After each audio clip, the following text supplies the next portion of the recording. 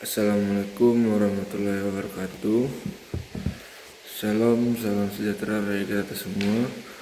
Om Swastiastu, salam kebajikan, salam Pancasila.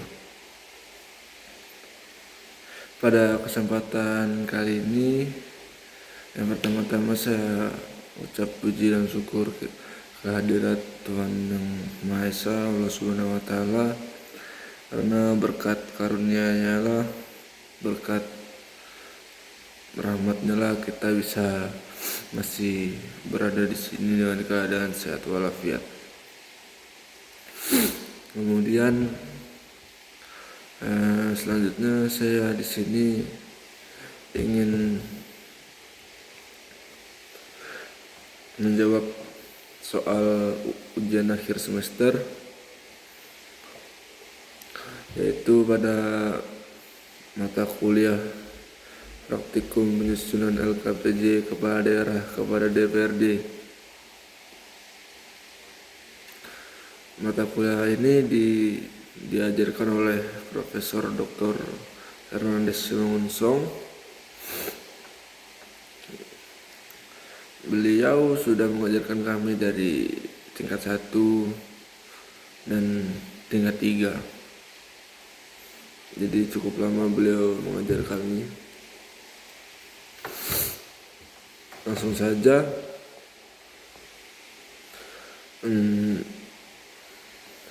Pertanyaan soal yang pertama, yaitu di sini disebutkan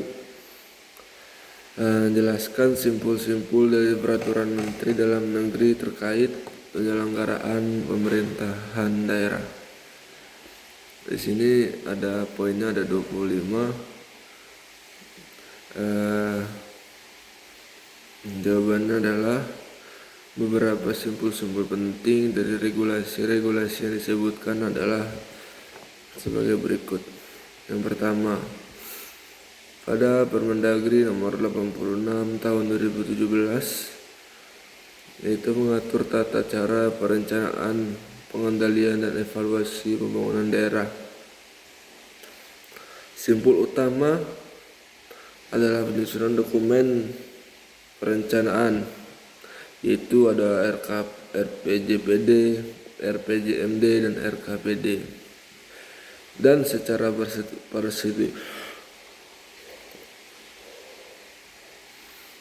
partisipatif, terintegrasi, dan berbasis data. Yang kedua adalah Permendagri nomor 3 tahun 2007, yaitu mengatur tentang pedoman pelaporan penyelenggaraan pemerintahan daerah. Inti simpulnya adalah format dan mekanisme penyusunan LPPD atau laporan penyelenggaraan pemerintahan daerah oleh kepala daerah kepada pemerintah pusat. Yang ketiga adalah Permenpan nomor 12 tahun 2019,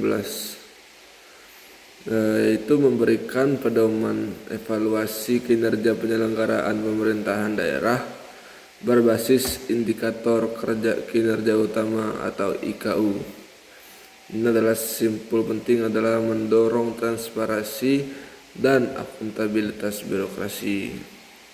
Yang keempat adalah Permendagri nomor 18 tahun 2020 tentang pelaksanaan Permenpan nomor 13 tahun 2019 tentang laporan dan evaluasi kinerja penyelenggaraan pemerintah daerah, yaitu di sini menekankan integrasi antara LKPJ, LPPD, dan juga ILPPD.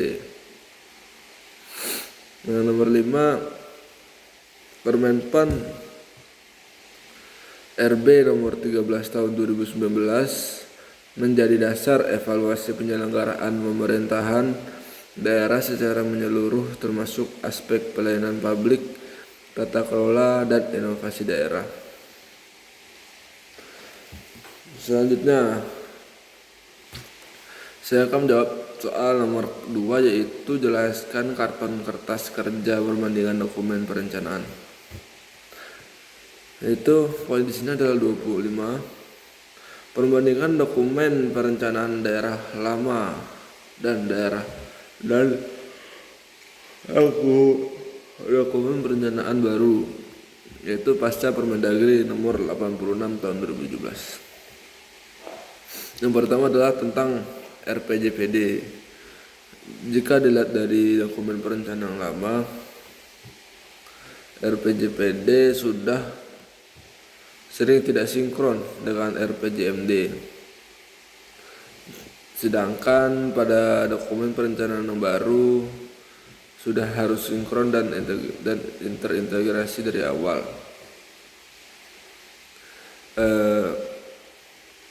Yang kedua adalah pada RPJMD.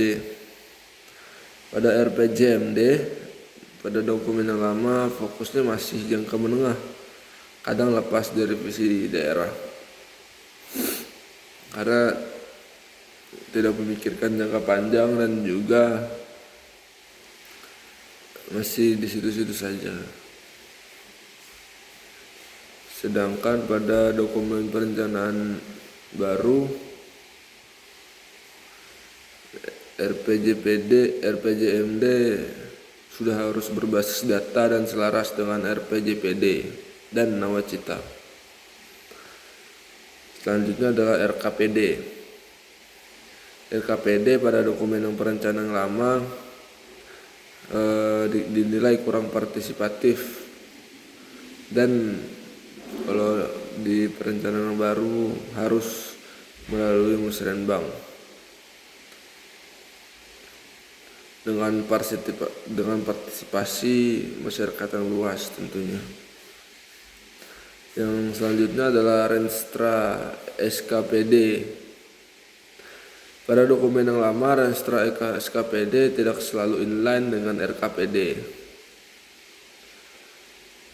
Pada dokumen yang baru, Renstra SKPD harus berbasis kinerja dan indikator yang terukur. Karena pada era sekarang semua harus detail, karena bakal ada lembar pertanggungjawabannya. Dan kemudian LKPJ. Pada dokumen yang lama sifatnya masih normatif dan deskriptif. Dan pada dokumen yang baru sudah didorong untuk lebih analitis dan evaluatif, dikarenakan pada era sekarang dituntut untuk lebih detail, karena harus ada supaya transparan dan tidak ada yang ditutup-tutupi. Kemudian adalah LPPD. Ya, pada dokumen yang lama LPPD fokus penyampaiannya masih kewajiban hukum. Sedangkan pada dokumen yang baru sudah menekankan outcome dan dampak pembangunan. Sedangkan ILPPD pada dokumen yang lama belum umum dibuat, dan pada dokumen yang baru sudah diwajibkan untuk menyampaikan kinerja akhir masa jabatan. Dan selanjutnya adalah APBD. APBD pada dokumen yang lama sering tidak berbasis hasil, dan pada dokumen yang baru harus mendukung prioritas nasional dan lokal. Kesimpulannya adalah dari semua perbandingan di atas bahwa dokumen perencanaan baru harus lebih terukur, akuntabel, berbasis data dan partisipatif. Kemudian saya menjawab soal nomor 3, jelaskan isi tanggapan DPRD kepada LKPJ kepala daerah di daerah Anda.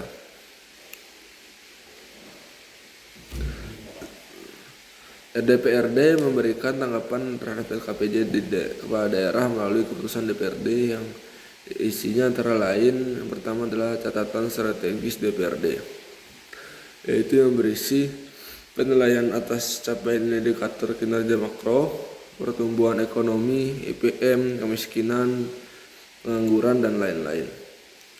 Evaluasi realisasi program unggulan daerah.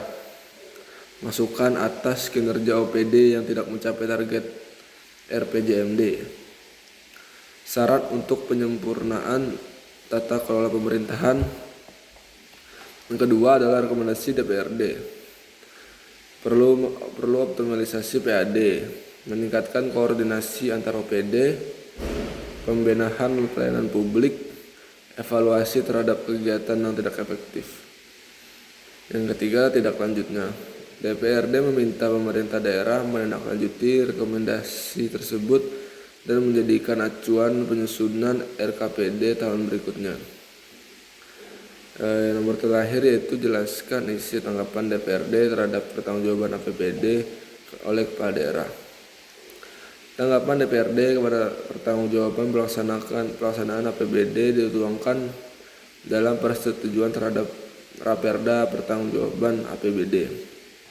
Pertama adalah evaluasi realisasi anggaran, yaitu penilaian atas serapan anggaran, apakah belanja daerah tepat sasaran dan mendukung target RPJMD. Yang kedua, kinerja pengelolaan keuangan daerah, kualitas laporan keuangan atau WTP dari BPK atau tidak, pengelolaan kas dan pembelian daerah.